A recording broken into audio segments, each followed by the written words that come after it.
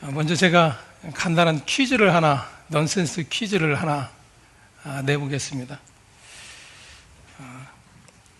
여러분들에게 헌신이 있으면 어떻게 하시겠습니까?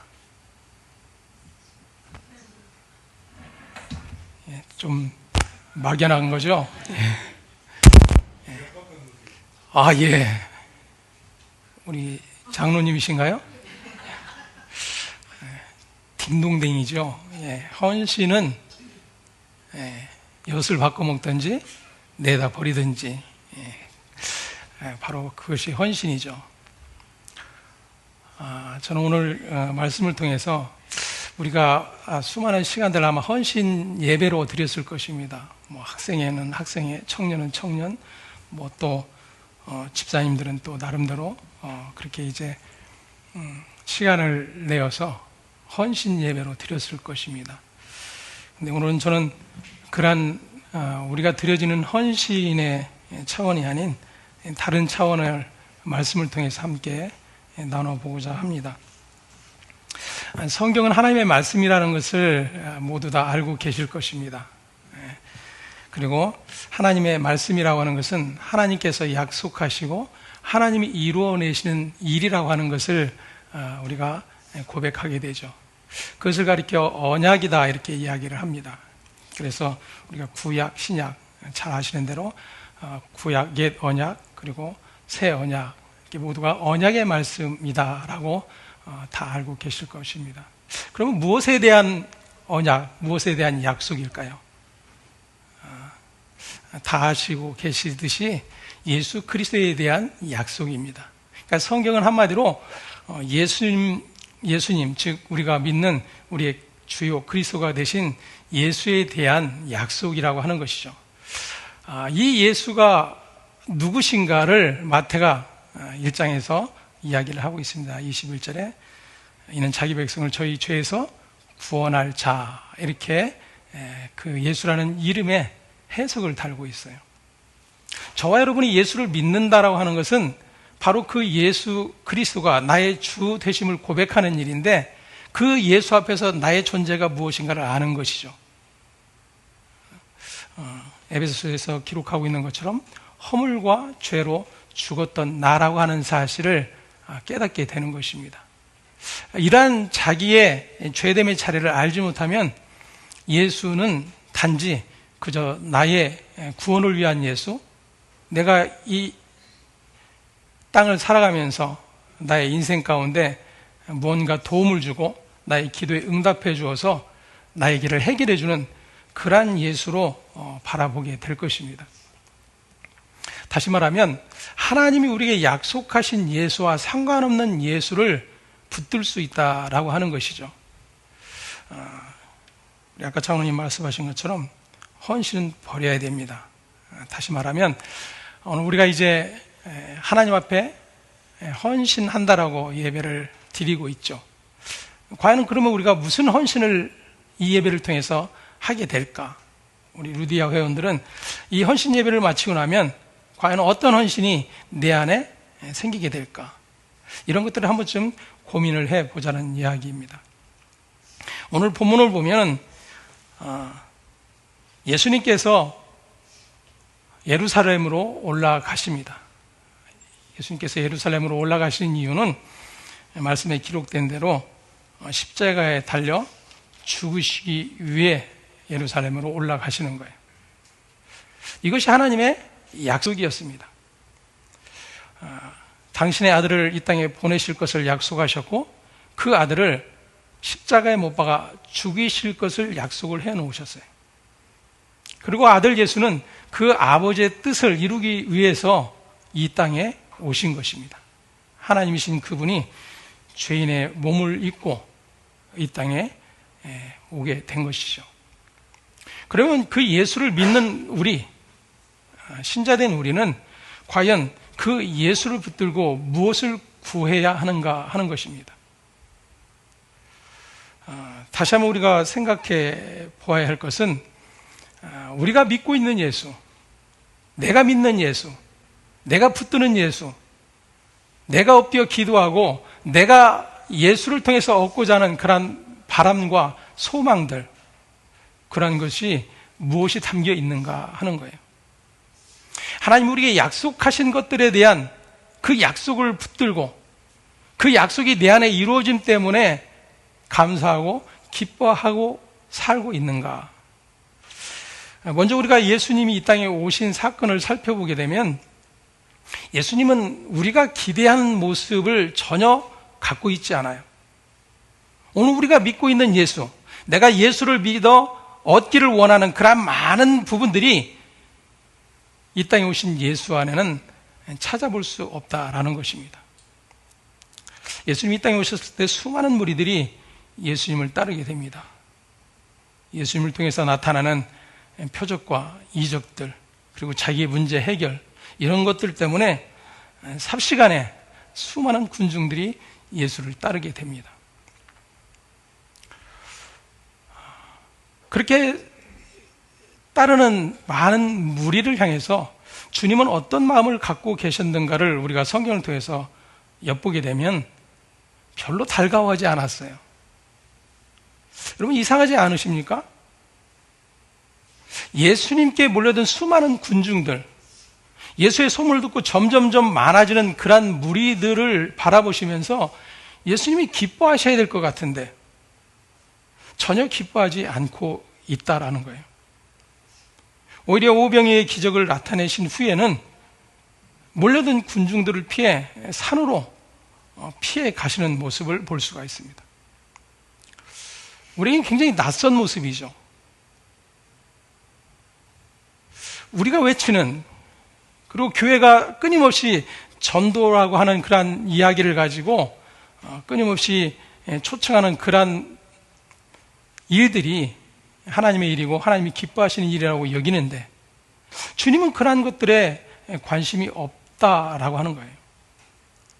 그럼 왜 그럴까? 요한복음 보면 예수님께서 그런 말씀하시죠. 너희가 나를 따르는 이유는 너희가 떡을 먹고 배부른 까닭이다라고 말씀하세요. 그러니까 예수님이 오신 목적과 전혀 상관없는 자신들의 목적을 이루기 위해서 예수를 따르고 있었다라고 하는 것입니다. 오늘 본문에 나타난 모습도 마찬가지죠. 자, 예수님은 지금 예루살렘으로 올라가세요. 왜요? 십자가에 죽으시겠다고. 이것이 지금 예수님의 변함없는 목적이에요. 반면에 지금 예수님과 3년 동안 동고동락하며 예수님의 말씀을 듣고 예수님의 제자라고 일컬음을 받았던 그 무리들의 모습이 어떻게 나타나고 있는가를 볼 수가 있습니다.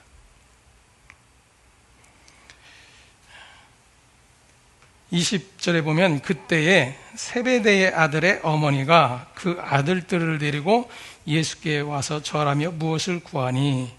예수께서 이르시되 무엇을 원하느냐? 이르되 나의 이 두 아들을 주의 나라에서 하나는 주의 우편에 하나는 주의 좌편에 앉게 명하소서.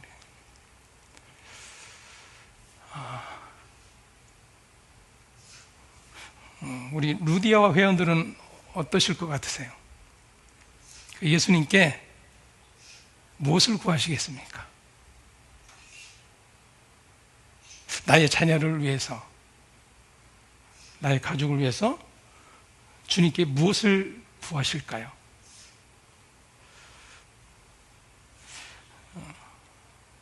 그 내용은 우리 스스로가 잘 알고 있을 것입니다.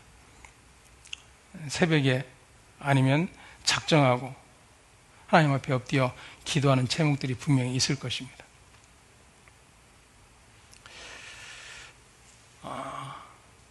여러분들이 성경을 보면서 지금 이 세베대 아내, 다시 말하면 야고보와 요한의 어머니가 예수님께 자기의 아들들을 좋은 자리에 앉혀달라고 하는 이 모습이 그렇게 예뻐 보이지는 않을 거예요. 그게 무슨 짓이야 도대체? 그런데 우리는 그 일을 하고 있어요. 마치 그것이 당연한 것처럼, 그리고 그 일에 주님이 인허를 내려주셔야만 마땅하다고 여기는 것이죠. 언제까지? 도장 찍어줄 때까지. 그리고 우리가 흔히 기도 응답이라고 이야기를 하기도 합니다. 그러면 과연 주님의 뜻과 얼마나 맞닿아 있는가 하는 것이죠. 성경은 하나님의 말씀이라고 그랬고 언약이라고 그랬습니다. 이 말은 하나님이 약속하시고 하나님이 친히 이루어 내신다라는 그런 의미입니다. 하나님이 약속하시고 하나님이 이루시는 일에 인간은 도움이 되지 않아요. 방해가 될 뿐입니다. 왜 이런 말씀을 드리는가? 성경에 그런 부분들이 기록이 되어 있기 때문입니다. 예수님께서 두 번째 십자가에 달려 죽으실 것에 대해서 제자들에게 말씀하셨어요. 그때 예수님의 제자였던 베드로가 앞장서 나서죠. 주님을 꾸짖습니다. 그런 일이 주님에게서 일어나면 안 된다는 거죠. 방금 전 바요나 시몬아 내가 복이 있도다라는 그러한 칭찬을 받았던 베드로가 순식간에 하나님의 일을 회방하는 자로 돌변하게 돼요. 여러분, 사실은 돌변한 것이 아니고 그게 베드로 자체입니다. 다시 말하면 저와 여러분의 자체다 그 말이에요.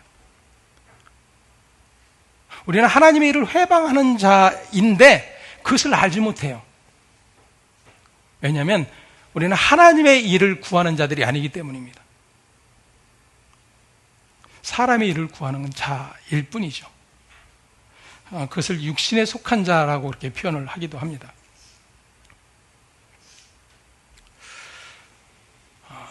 사단아 내 뒤로 물러가라, 주님이 말씀하시죠. 왜 사단일까요? 하나님의 일을 생각하지 아니고 사람의 일을 생각하기 때문에 사단이라 그렇게 명하고 계시는 것입니다. 근데 이것은 베드로의 이야기가 아니에요. 그것이 베드로의 이야기라고 한다면 오늘 우리는 성경과 상관없는 자들이 됩니다.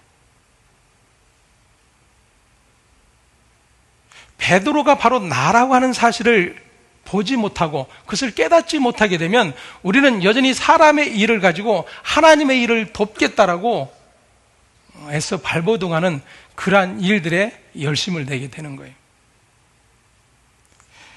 그래서 제가 넌센스 퀴즈였지만 헌신은 버려야 되는 것이다 라고 말씀을 드리는 것입니다. 바로 나로부터 시작된 헌신. 여러분, 이것은 하나님을 기쁘시게 하고 하나님의 나라를 위한 것들로 여겨지지만 그 안에는 우리의 탐심이 가득하기 때문이에요. 우리는 이것을 부정할 수가 없습니다. 왜냐하면 하나님처럼 되겠다라고 에덴에서 선악과를 먹었던 아담의 존재이기 때문입니다. 그 하나님을 대적한 탐심이 저와 여러분 안에 유전자로 남아있는 거예요. 예수가 왜 이 땅에 오셨다고요? 자기 백성을 그들의 죄에서 구원하시기 위하여. 다시 말하면 우리는 우리의 모든 가능성이 사라져버렸어요. 칼빈은 그것을 가리켜 전적 타락이다라고 이야기를 합니다. 다시는 에덴으로 돌아갈 수 있는 길이 차단돼 버렸어요. 다시 말하면 어떤 행위와 어떤 노력이나 어떤 헌신을 가지고도 그 하나님의 구원의 은혜의 자리에 다시는 나갈 수 없는 존재가 되어버렸다 그 말이에요. 그래서 하나님이 영원전부터 약속하신 그 언약을 이루어내시는 것입니다. 하나님 그분이 찾아오시는 거예요.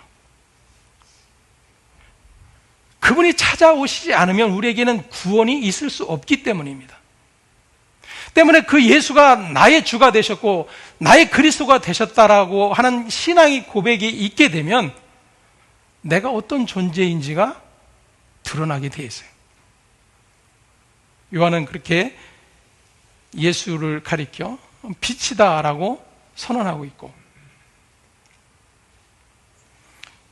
그 빛은 어둠을 비춰낸다라고 말씀을 하고 있습니다.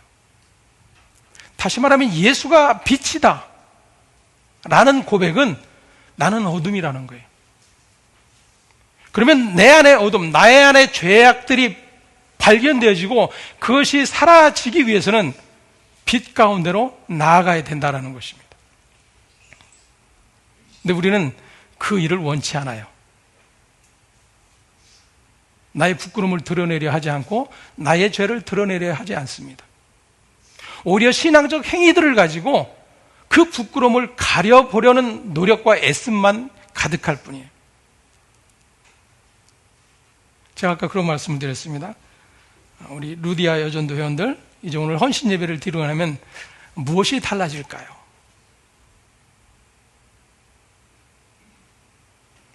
내 믿음에 어떤 변화가 생길까요?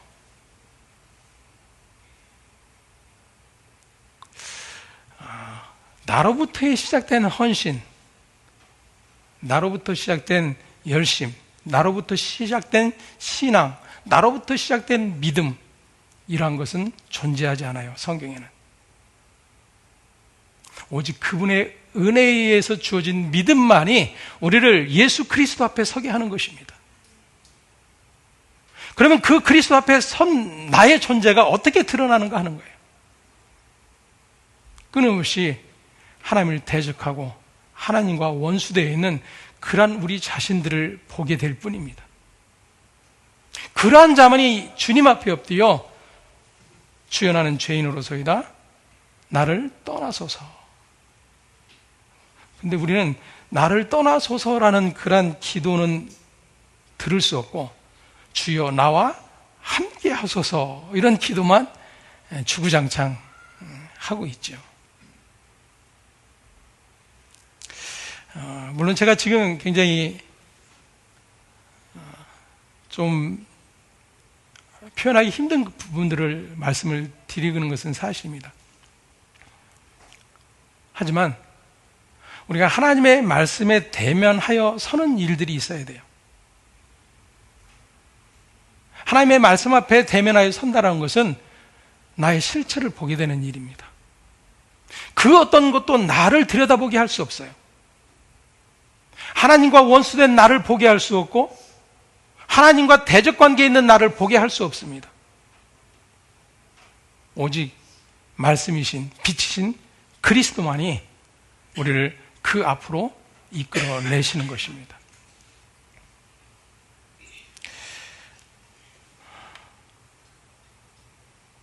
예수님은 십자가에 죽으시겠다라고 지금 계속해서 말씀하시는데 그 주님과 상관없어요. 왜 그 주님과 상관이 없을까요? 주님에게 관심이 없는 것입니다. 주님의 말씀을 듣지 않는 거예요. 오늘 우리는 이 같은 일에 경계를 해야 됩니다. 예를 들어서 말씀을 잘 전하는 목사님, 또 바르게 사역하는 목사님, 쉽게 말하면 좋은 교회, 좋은 목사님, 그리고 그 안에 속해 있는 우리는 그래도 뭔가 달라, 이런 생각들을 우리는 충분히 할 수가 있습니다. 목사님들도 건강한 교회를 추구하려고 하고 그래도 성경에 입각한 그런 바른 목회를 해보겠다라고 애쓰기도 합니다.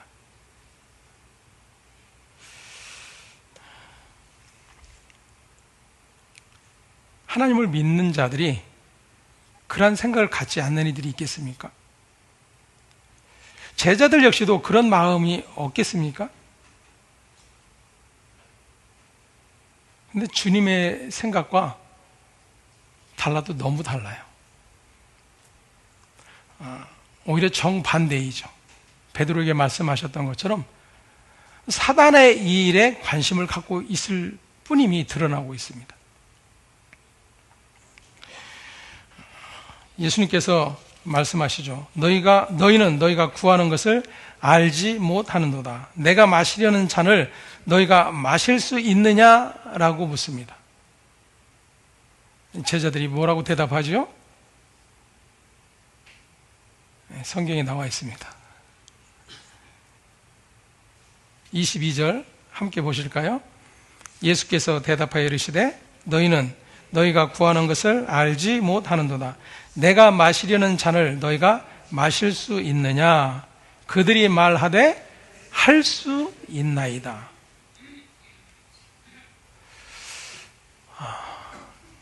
여러분, 우리가 생각하는 가장 큰 헌신이 무엇일까요?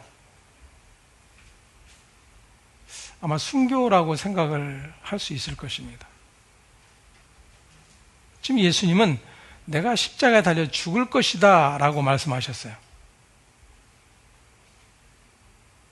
근데 너희가 할 수 있느냐? 뭐라고 대답하죠?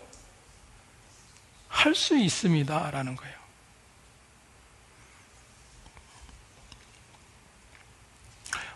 너무나도 큰 오해이죠. 예수님의 십자가가 무엇인지를 모르는 그러한 일입니다. 예수님께서 그렇게 말씀하십니다. 23절에 너희가 과연 내 잔을 마시려니와 내 좌우편에 앉는 것은 내가 주는 것이 아니라 내 아버지께서 누구를 위하여 예비하셨든지 그들이 얻을 것이니라. 아멘. 우리의 신앙, 우리의 믿음은요, 그렇게 순교까지도 각오하는 믿음이에요. 그리고 그것을 통해서 하나님이 우리를 기쁘게 받으실 거라 여기는 것입니다.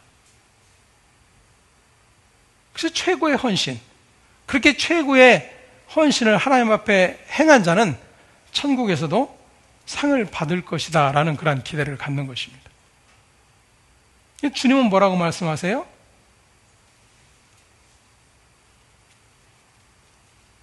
내 아버지께서 누구를 위하여 예비하셨든지 그들이 얻을 것이니라 이렇게 말씀하세요. 우리의 헌신에 달려있는 것이 아니라 그분의 뜻에 달려있다라는 것입니다. 이게 성경이 올곧게 주장하고 있는 내용이에요. 근데 그 같은 하나님의 올곧음을 사람의 일로 바꿔내는 일들을 하고 있는 것입니다. 마태복음 18장 1절에 보면 제자들이 예수님께 질문을 해요. 천국에서 누가 큽니까? 라는 질문을 합니다. 그래서 그 18장부터 22장까지 예수님께서 천국이 무엇인가를 계속해서 말씀을 해주고 계세요. 오늘 본문 역시도 그 안에 들어있는 그런 내용입니다. 그리고 오늘 본문 앞에 20장 1절부터 보면 한 사건이 기록이 되어 있습니다. 포도원 품꾼의 이야기가 비유로 등장을 하죠. 아침 일찍부터 포도원에 와서 일을 한 사람, 중간에 그리고 마지막 끝날 때쯤 와서 일한 사람,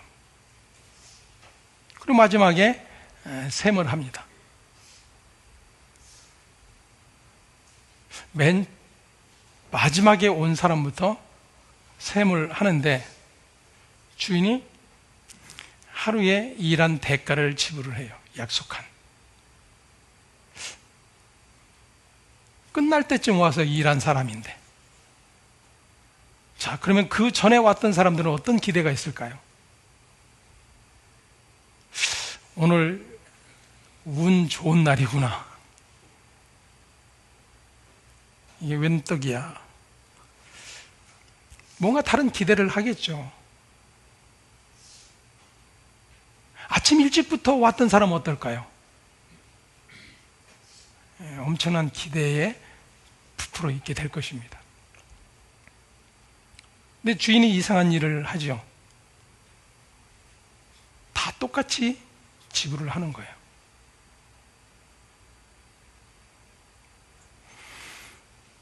여기서 이제 문제가 생기는 것입니다. 불평이 나오죠. 누가 불평을 합니까? 아침부터 땀 흘리며 수고한 사람. 저와 여러분 같으면 불평 안 하겠어요? 아마 멱살잡이 하지 않겠습니까?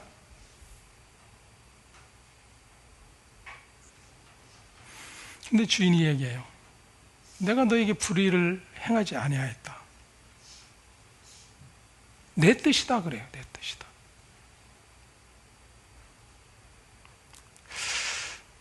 예수님께서 지금 계속해서 천국이 뭔지, 다시 말하면 천국으로 이 땅에 오신 예수, 그분의 실체가 무엇인지를 계속해서 드러내시는 거예요. 이것을 헌신으로 연결을 시켜보겠습니다. 최고의 헌신이 순교라고 한다면 순교를 한 사람과 그저 주일 되면 마지못해 그냥 잔소리 듣기 싫어서 교회에 얼쩡얼쩡하는 사람과 대우가 같아야 될까요? 달라야 될까요? 생각할 시간을 좀 드리겠습니다. 제가 너무 심각하게 하는 것 같아서. 어떠세요? 같아야 돼요? 달라야 돼요? 참 어렵네 이거. 같다고 하자니 좀 뭔가 이상한 것 같고.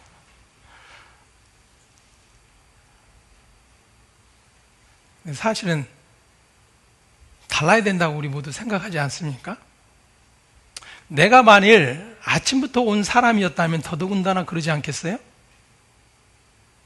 누가 불의한 거예요? 주인이 불의한 거죠. 내가 불의한 것이 아니고 주인이 불의한 거예요. 난 아침부터 수고를 했는데 그것을 정당하게 여겨주지 않는 주인이 부당한 것입니다. 이것은 세상적 가치예요. 하나님의 나라는 그러한 것이 통용되지 않는다라는 말씀이죠. 그래서 맨 마지막에 먼저 된 자가 나중되고 나중된 자가 먼저 되리라라고 하는 말씀이 있는 거예요. 그래서 교회 일찍 나온 사람과 후에 예수 믿은 사람과 나중은 사람이 더 열심히 내는 그러한 이야기가 아닌 거죠. 그분의 주권에 달려있다 그 말이에요. 나중된 자와 먼저 된 자의 차이는 우리의 행함과 우리의 열심과 우리의 노력과 우리의 헌신에 따라서 달라지는 것이 아닌 그분에 의해서 결정된다 그 말이에요. 그런데 그 일에 예수를 나의 주라고 고백하는 자는 어떤 고백을 하게 되느냐라는 겁니다. 당신은 불의하십니다. 옳지 않습니다. 이럴 수 없다라는 거죠. 당신이 옳습니다. 흔히 우리가 요즘 고백하는 주님이 하셨습니다. 뭘 주님이 하셨어요? 나에게 유익되고 나에게 자랑이 되는 어떤 일들에 대해서는 얼마든지 적용이 가능해요. 근데 아침부터 나와 수고한 나에게 적용이 되느냐 그 말이에요. 자, 세베대의 어머니가 두 아들에 대해서 그렇게 이제 치맛바람을 불러일으킵니다. 나머지 제자들은 어떨까요?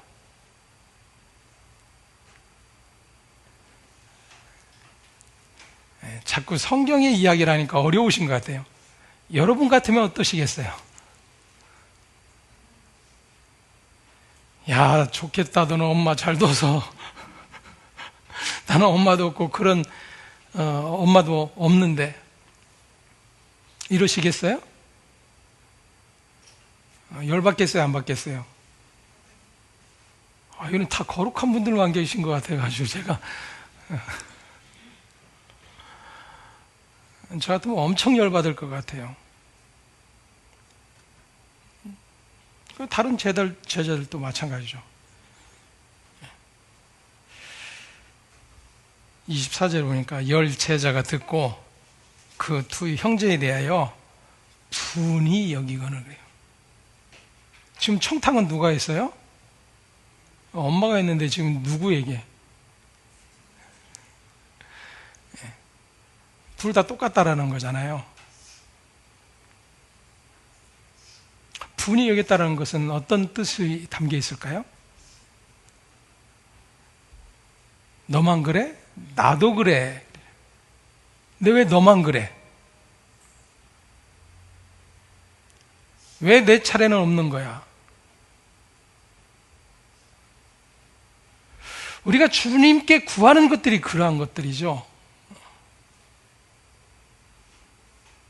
내 자식 잘 되게 해주기를 기도해요.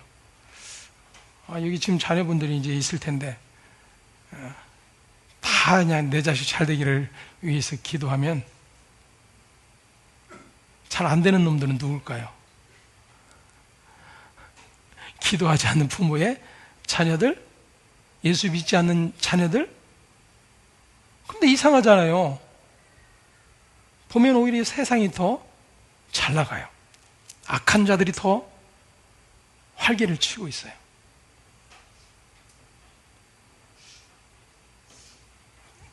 분이 나는 거죠. 나의 아버지는 도대체 뭐 하시는가? 천지를 만드시고 전능하신 나의 아버지는 무엇하고 계시는가? 이제 흔들어 좀 깨워야 되겠구나.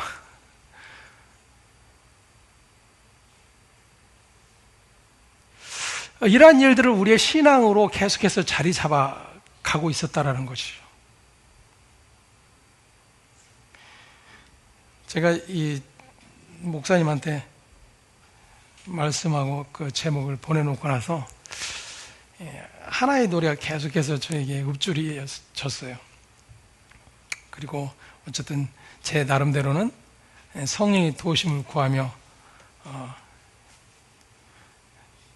시골이니까 지금 배추부 심어야 되거든요. 밭 갈면서 성령의 도우심을 구하는 것입니다. 혹시 여러분 트로트 좋아하세요? 다들 너무 경건한 것 같아요. 이런 거 묻는 제가 죄송스러워요, 자꾸. 유산슬이라고 아십니까? 가수? 예, 그 젊은 분은 그래도 아시는군요. 유재석 씨가 노래를 불렀어요. 그 부른 노래가 사랑의 재개발이라고 하는 그런 노래의 제목입니다. 뒤에 부분까지는 제가 열거하지 않겠습니다. 처음 시작되는 게 이래요. 싹 다 갈아엎어주세요. 머리부터 발끝까지 싹 다 갈아엎어 달래요.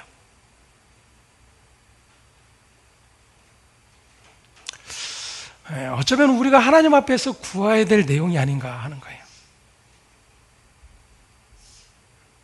성령님을 구하면서 우리가 기도해야 되는 기도의 제목이 아닌가.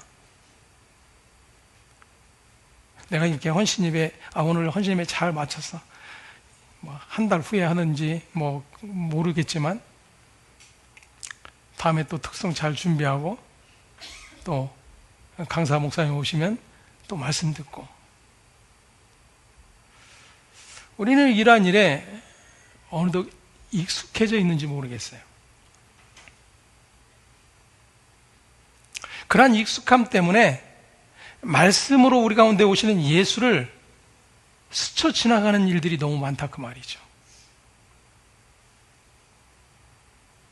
주님이 이 땅에 오셨고 주님이 하신 일들은 우리의 생각과 우리의 가치와 우리의 목적 추구하는 정반대의 일이에요. 예수님이 세상을 향해서 악하다 말씀하시는 이유가 거기에 있습니다. 근데 우리는 예수에게 속해 있다고 하는데 모든 정신과 모든 생각과 모든 가치가 세상에 속해 있는 거예요. 다시 말하면 사단이 주겠다라고 약속한 것을 달라고 외쳐대는 일밖에 없는 거죠. 마태복음 4장을 여러분들이 보시면 예수님이 시험 당하시는 장면이 기록이 되어 있습니다. 예수님이 누구에게 시험 당하시죠? 마귀에게 시험 당하세요. 여러분, 말이 됩니까? 예수님이 마귀에게 시험을 당하셨다라고 기록이 되어 있어요. 그런데 예수가 마귀에게 시험을 당하도록 하신 분이 계세요.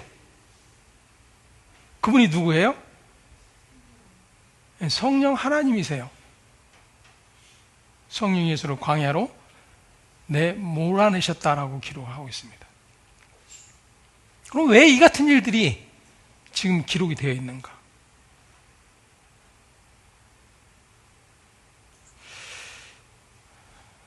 인간은 에덴에서부터 그 마귀의 미혹을 받아들였던 자들이에요.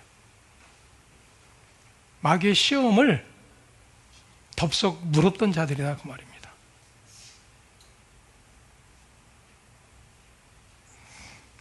그래서 하나님은 성령을 통해 예수가 그 모든 시험을 어떻게 이겨내는지를 우리에게 보여주고 계세요. 다시 말하면 예수 외에는 마귀의 시험을 이겨낼 수 있는 자가 없다라는 것입니다. 나는 이겨낼 수 있는데? 사단아 물러가라, 예수 이름으로 명하노니 떠나갈지어다. 떠나가는데 천만에요. 예수님이 말씀하시죠. 너희 아비는 누구다? 적용하기 싫으시죠. 너희 아비는 마귀니라 그랬어요. 근데 나와는 상관없이 받아들이니까 그저 예수님을 대적하고 예수님의 말씀에 항상 딴지거는 유대인들, 바리새인들, 사두개인들이라고 여기니까, 더군다나 나는 하나님을 아버지라고 부르는데 내가 왜 내 아버지가 마귀야? 아예 생각조차 하지 않는 거죠.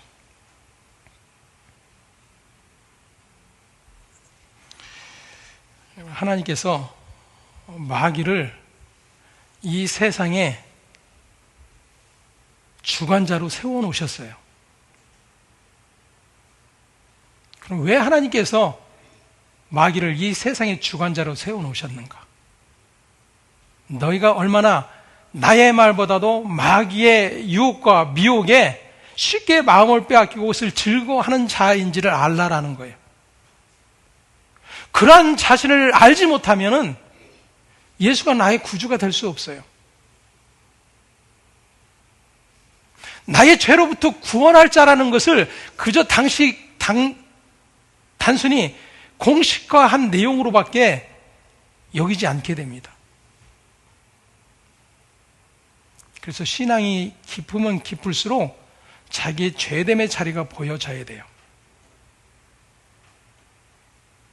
근데 우리의 헌신은 그 우리의 죄됨을 자꾸만 덮는 역할을 하죠. 우리의 충성, 우리의 봉사, 이런 것들은 그러한 나의 하나님 대적하는, 끊임없이 자기 영광을 추구하는 그러한 나를 자꾸만 덮는 역할을 해요.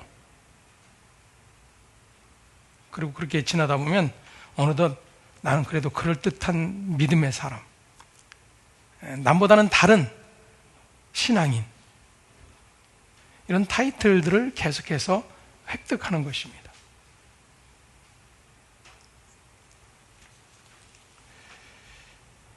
이 제자들 역시도 마찬가지예요. 천국에서 누가 큽니까? 왜냐하면 예수님이 베드로, 야고보, 요한을 따로 데리시고 변화산에 올라가셨던 일이 있죠. 나머지 제자들은 우리는 뭐야? 쟤네들은 뭐야? 뭔데 특별해? 이런 생각들을 충분히 가질 수가 있을 것입니다. 그래서 누가 크냐라는 질문을 하게 되는 거예요. 그러면 천국은요, 우리의 어떤 행함의 근거로 크냐 작으냐가 갈려지지 않습니다. 혹 간증들을 들어보면 천국에 가면 초가집도 있고 널따란 기와집도 있고 가니까 아무개 목사는 보이지도 않고 이런 간증들을 한 번쯤은 들어보셨을 거예요. 그것은 천국에 대한 몰이해죠. 세상적 가치가 통용되고 있다는 것은 천국일 수가 없어요. 주님의 가치와 세상의 가치는 절대로 만날 수 없어요. 그래서 끊임없이 세상으로부터 도전을 받는 것입니다. 심지어는 버림을 당하고 십자가에 못 박힘을 당하는 거예요. 그런 존재는 필요 없다라는 거죠. 그런 예수는 필요 없다라는 겁니다. 우리에게 힘이 되고 능력이 되고 나의 도움이 되고 나를 구원해 줄 수 있는 그러한 능력의 주를 원한다 그거죠.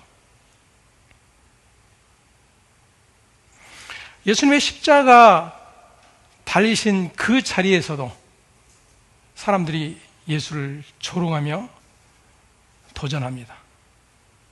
너 하나님의 아들이라며 내려와봐. 그러면 내가 믿어줄게. 여러분, 이게 세상에 믿지 않는 자들이 하나님과 예수를 향해서 외치는 일이라고 생각이 되시죠? 우리가 그 일을 하고 있어요. 나의 하나님 된 증거를 보여주세요. 하나님의 능력을 나타내 보여주세요. 하나님의 살아계심을 드러내주세요. 같은 말이에요. 같은 말이에요. 그래서 이스라엘 백성들이 애굽에 나와서 광야에 있을 때 우리를 인도할 신을 만들어내 달라고 외치죠. 그래서 만들어낸 게 뭐죠? 금송아지예요. 그 금송아지를 향해서 뭐라고 부르죠? 이것이 우리를 인도할 신이다. 우리의 하나님이다. 10계명 중 너희는 너희를 위하여 새긴 우상을 만들지 말며 그래요. 나를 위해 존재케 하는 예수, 나를 위해 존재케 하는 하나님은 우상일 뿐이에요. 이러한 일에 대해서 우리가 전혀 생각을 하지 않습니다. 왜냐하면 그러한 것을 우상이라고 생각하지 않기 때문이죠. 어떻게 하나님이 우상이 될 수 있지? 어떻게 예수가 우상이 될 수 있지?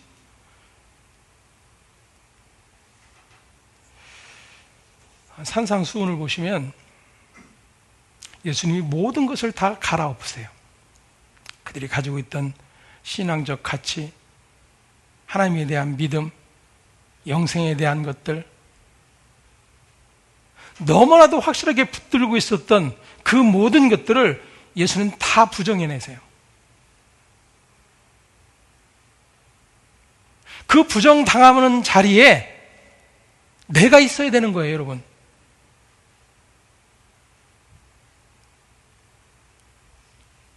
예수님이 부정하는 그 자리, 그 부정하는 대상이 바로 나여야 되는 거예요. 그가 심령이 가난한 자입니다. 그가 천국을 볼 수 있다라고 예수님이 말씀하세요. 근데 나와 상관없는 이야기로 계속해서 내몰아버리죠. 바리새인들이 그랬던 것처럼 나는 간음하지 않았어? 나는 살인하지 않았어? 왜? 그 계명을 지켰다라고 여기는 거죠. 19장 앞에 보면 한 부자 청년의 이야기가 나옵니다. 영생을 어떻게 얻을 수 있는지 예수님께 질문하죠. 예수님이 계명에 대해서 말씀하십니다. 내가 어려서부터 다 지켰습니다. 자기의 모든 신앙적 애씀과 말씀 지킴 이런 것들을 가지고 자기의 영생을 근거 삼고 있는 거예요. 예수님이 칭찬하시나요? 잘했다. 앞으로 더 잘해라. 이렇게 격려해 주시나요?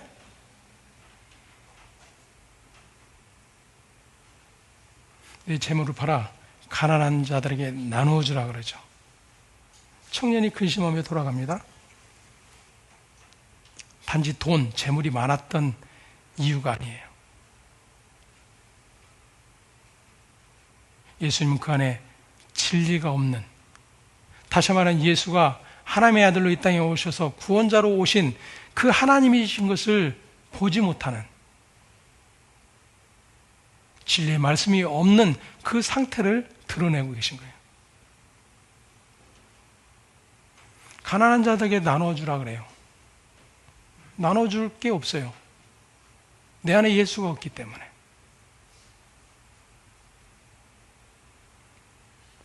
어쩌면 우리는 수많은 신앙의 길을 걸어왔음에도 불구하고 그 같은 모습일 수 있다는 것입니다. 끊임없이 우리의 헌신, 우리의 애씀, 우리의 노력들을 가지고 믿음의 근거를 삼고 하나님께 인정받을 수 있는 어떤 근거들을 계속해서 만들어가는 것이죠. 이것이 문제예요. 다시 말하면 헌신, 우리의 헌신은 버려야 돼요. 성경이 말하는 오로지 하나님 앞에 헌신하신 분은 예수밖에 없습니다. 그것이 바로 십자가의 죽으심이에요. 다시 말하면 그 예수 그리스도의 십자가의 죽으심의 헌신으로 말미암아 우리는 하나님께 헌신한 자로 여김을 받는 것입니다. 그 주님의 십자가의 헌신 때문에, 다시 말하면 우리의 헌신 예배, 그것은 그 주님의 십자가의 헌신을 아는 자리로 나아가야 되는 거예요. 주님의 그 은혜가 아니었으면, 주님의 그 죽으심이 아니었으면 나는 하나님 앞에 버려질 존재였구나. 심판받아 마땅한 존재였구나. 이 같은 사실을 볼 수밖에 없는 것입니다. 예수님이 너희 중에는 그렇지 않아야 하나니 너희 중에 누구든지 크고자 하는 자는 너희를 섬기는 자가 되고 너희 중에 누구든지 으뜸이 되고자 하는 자는 너희의 종이 되어야 하리라. 아멘. 우리의 가치와 정반대의 말씀을 하세요. 근데 이 일이 우리에게 가능합니까?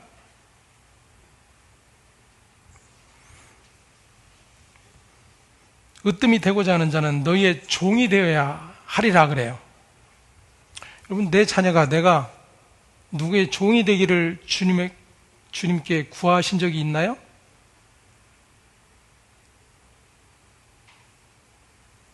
저 역시도 없더라고요. 나의 자녀가, 나의 가족이 머리가 되기를 구하고 꼴이 되지 않기를 구한 일들은 많은데 꼬리가 되기를 구한 적이 없어요.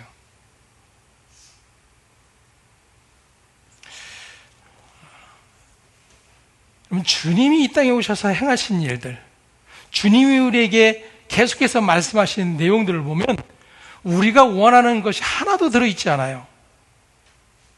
그래서 정말 그 예수를 보게 되면 우리는 유대인들이 그랬던 것처럼 예수를 십자가에 못 박으라, 못 박으라 외쳐댈 그러한 자들이에요.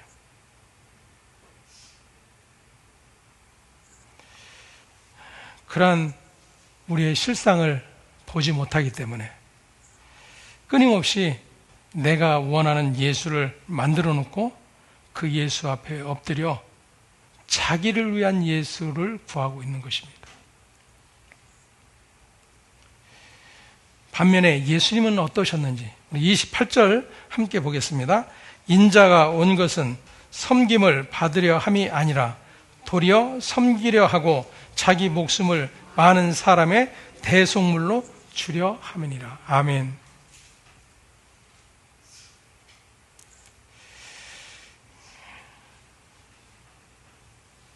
대속물로 주기 위함이라 말씀하세요.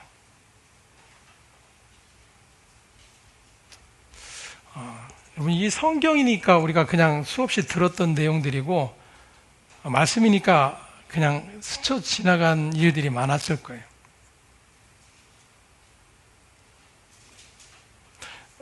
나의 이야기로 한번 해석을 해 보십시다.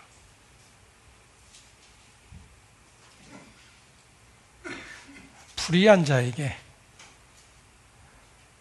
나와 대적된 자에게 그의 어떤 일을 위해서 대속물로 나를 내어줄 수 있는가?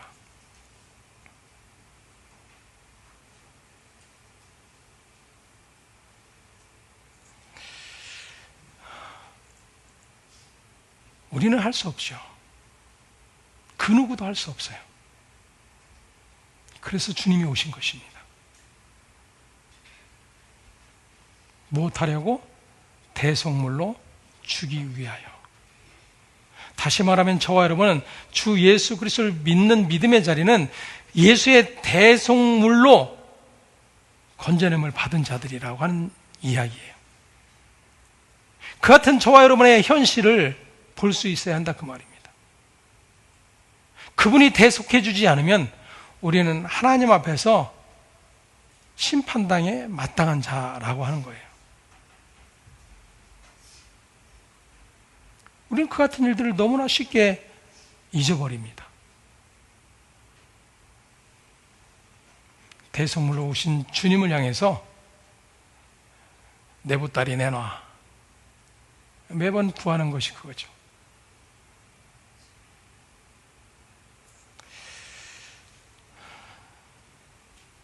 예수님은 제자들에게 천국에 대해서 말씀하십니다. 제자들이 천국에 갈 수 있는 유일한 길은 그들이 다투어서 수제자가 되어서 좀 더 나은 제자로 인정받아서 그런 것이 아니에요. 주님이 부르셨기 때문에 가능한 일입니다. 오늘 저와 여러분 역시도 마찬가지죠. 주님이 우리를 불러내셨기에 오늘도 그 예수를 나의 주라고 고백하는 일이 일어나게 된 것입니다. 성령께서 그렇게 우리의 죄를 날마다 들춰내시고 죄에 대하여, 의에 대하여, 심판에 대하여 말씀하고 계시는 거예요. 우리는 거기에 귀를 기울여야 돼요. 주님의 말씀에 귀를 기울여야 된다 그 말입니다. 나에게 무엇을 약속해 놓으셨는지, 내가 어떻게 하면 그 약속을 받아낼 수 있는지, 이런 것에 관심이 있을 것이 아니라 그 주님이 왜 나를 찾아오셨는지, 왜 나에게 은혜를 베푸셨는지, 이런 것들에 대해서 한 번쯤 고민을 해 보아야 한다는 것입니다. 로마서 11장 32절에서 36절에 이런 말씀이 있습니다. 하나님이 모든 사람을 순종치 아니하는 가운데 가두어 두심은 모든 사람에게 긍휼을 베풀려 하심이로다. 깊도다 하나님의 지혜와 지식에 부유함이여 그의 판단은 측량치 못할 것이며 그의 길은 찾지 못할 것이로다. 누가 주의 마음을 알았느냐? 누가 그의 모사가 되었느냐? 누가 주께 먼저 드려서 갚으심을 받겠느냐? 이는 만물이 주에게서 나오고 주로 말미암고 주에게로 돌아감이라. 영광이 그에게 세세에 있으리로다. 아멘. 아멘. 모든 사람을 순종치 아니하는 가운데 가둬 놓으셨다라고 말씀하세요. 그 모든 사람의 나는 예외이겠습니까? 우리 루디아 회원들은 예외일까요? 근데 그렇게 불순종 가운데 가둬 놓으신 분이 누구라는 거예요? 마귀예요? 하나님께서 그렇게 하셨다라는 겁니다. 하나님께서 그렇게 하신 이유를 모든 사람에게 긍휼을 베풀려 하심이다라고 말씀하세요. 하나님의 긍휼이 무엇인지를 아는 자는 내가 죄에 사로잡혀 죄에 노예된 나를 볼 수 있는 자입니다. 끊임없이 내 안에 터져나오는 모든 탄식은 사단이 기뻐하는 일밖에 없는 거예요. 무엇을 먹을까, 마실까, 입을까를 염려하는 것이 전부입니다. 이 생의 자랑, 안목의 정욕. 근데 그러한 것들을 누가 주겠다고 약속하고 있어요? 하나님께서 약속하십니까? 예, 우리는 그렇게 알고 있어요. 다시 한번 마태복음 4장으로 돌아가보면 이 모든 세상 영광을 내가 너에게 주겠다. 누가 이야기했죠? 마귀가. 누구에게? 예수님에게. 근데 예수님이 땡큐, 감사합니다 받으셨어요?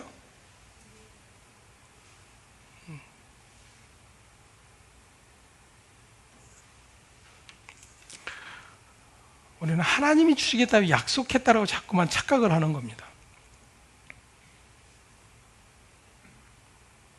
하나님께서 마귀를 이 세상 가운데 주관자로 두신 이유는 우리의 죄됨이 무엇인지를 드러내시기 위함이에요.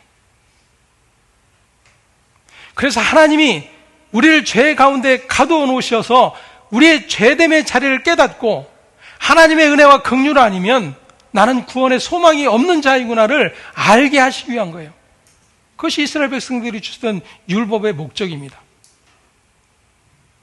죄를 깨닫게 하시기 위한 거죠.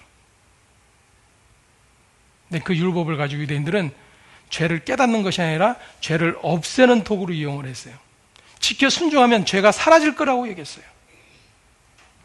그래서 열심히 율법을 지키는 일에 전진하는 것입니다.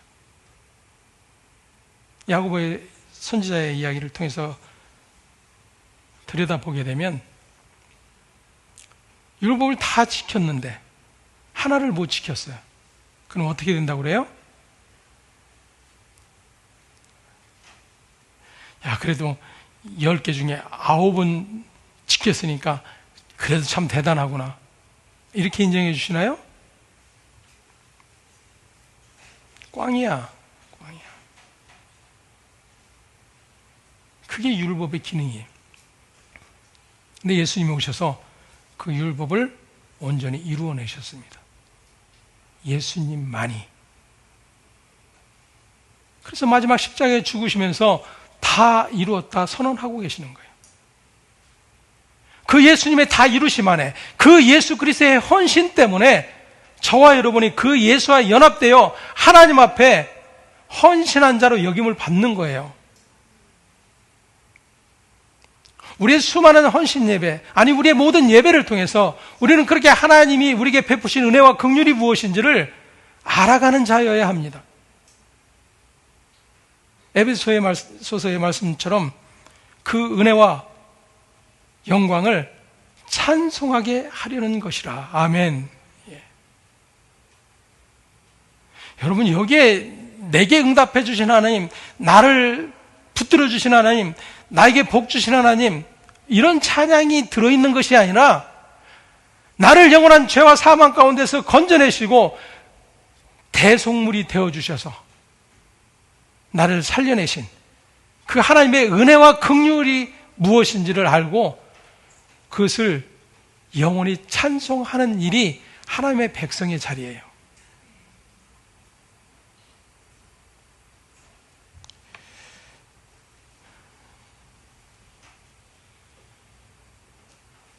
예수님께서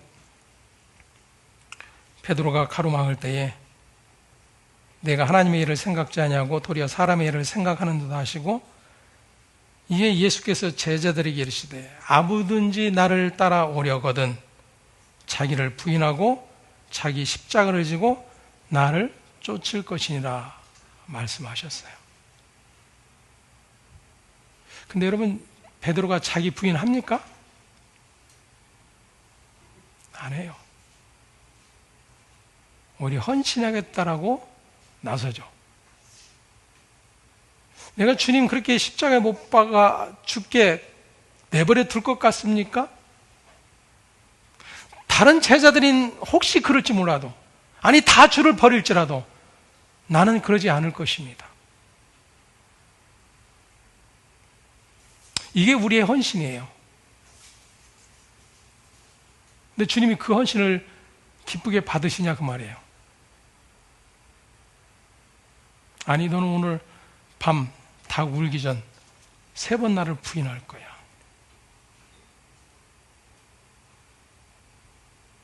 우리의 헌신은 고작 거기에 있어요. 내가 목숨 바쳐 주님을 섬기고 사랑하겠다라고 약속하고 또 외쳐대지만 결국 주를 부인하는 그러한 자리로 달려가는 자가 나라 그 말입니다.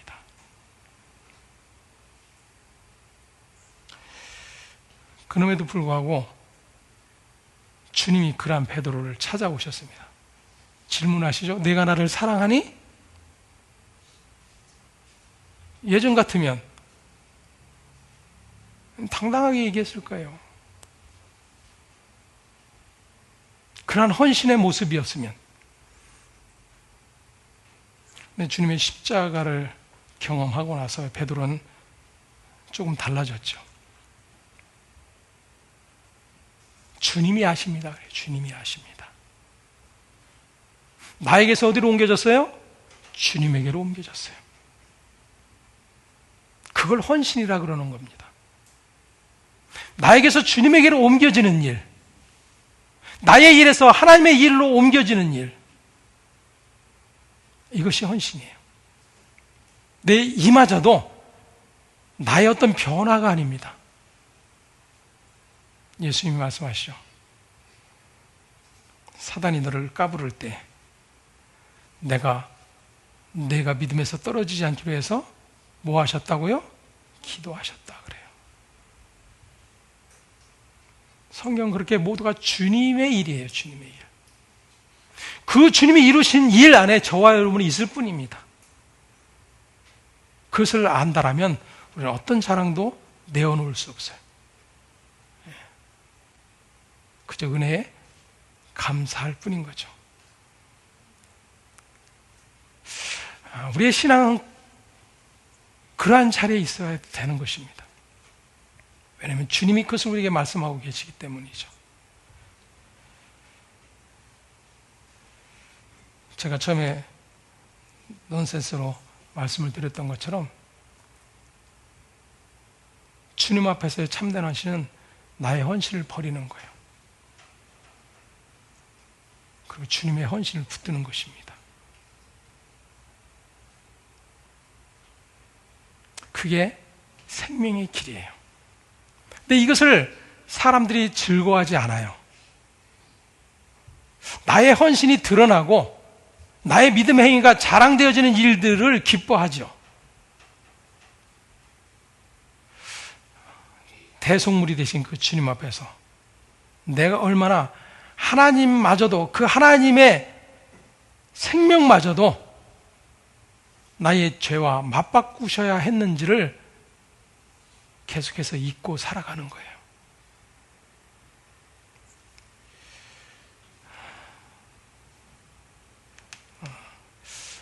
아마 말씀을 들으면서 무거우셨을 수 있을 것입니다.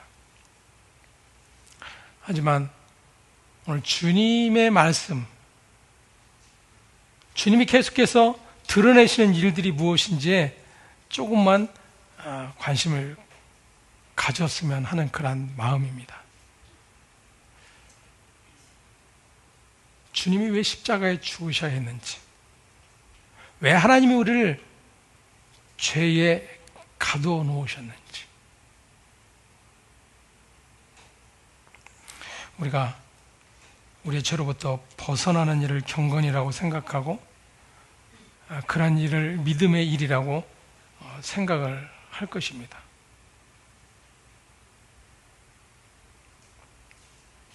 그것이 오늘 말씀을 통해서 우리가 살펴보게 되면 하나님의 일을 회방하는 일이 될 수 있다라고 하는 것을 생각하실 수 있을 거예요. 하나님의 말씀 앞에서 하나님의 은혜가 우리에게 은혜 되기 위해서는 하나님은 우리의 죄를 도구로 삼아 드러내십니다. 그래서 바울이 이야기하죠. 죄가 더한 곳에 은혜가 있느니라 라는 고백을 하는 거예요.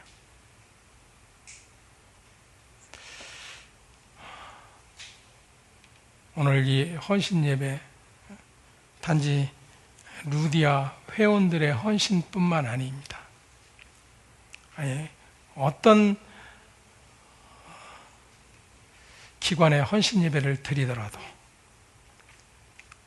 우리가 변함없이 붙들어야 되는 것은 주님의 십자가의 죽으심의 헌신이 나를 살려내셨고 나를 하나님 앞에 서게 하셨다라고 하는 사실을 기억할 수 있기를 바랍니다.